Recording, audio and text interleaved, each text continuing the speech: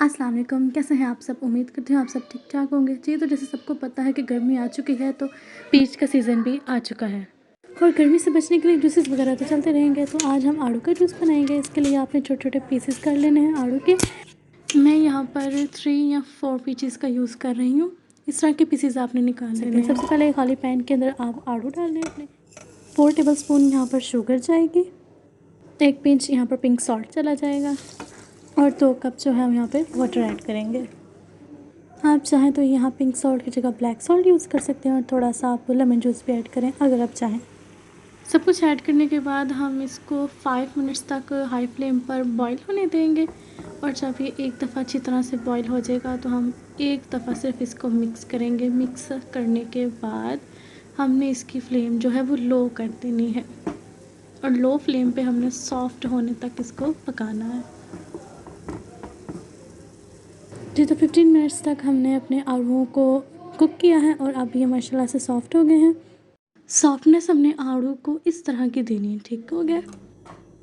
अच्छा जी, तो आलू ठंडे होने के बाद हम स्ट्रेन कर लेंगे, उसका वाटर जो है वो साइड पे कर देंगे। ये आहिस्ता-आहिस्ता हमने सारे आलू निकाल लिए हैं और वाटर को हमने एक साइड पे कर दिया है।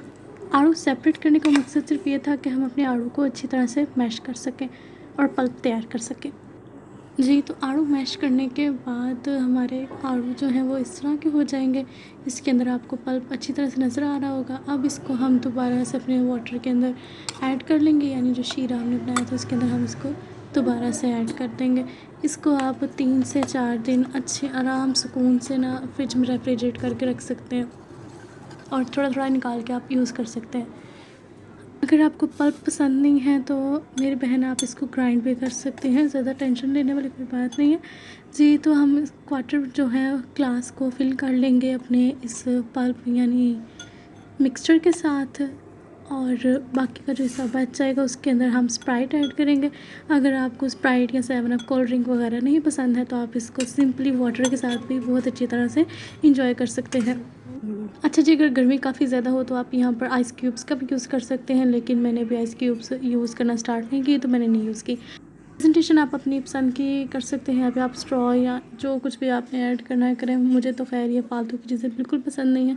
मैंने सिंपली बस पीचेस के कुछ स्लाइसेस निकाले हैं और स्लाइसेस को अंदर रख के हमने मिक्स कर लिया है। एक दफ़ा आप मिक्स ज़रूर कर लें अच्छी तरह, ताकि आपको स्प्राइट का टेस्ट अलग और जो हमारा पीच है उसका टेस्ट अलग-अलग से ना आए। एक दफ़ा अच्छी तरह से इसको एक गुड मिक्स दे दें और उसके बाद आप इसको ठंडा-ठंडा सर्व करें और इसको एन्जॉय करें। Thanks for watching. And yeah, don't forget to like, share and subscribe my channel.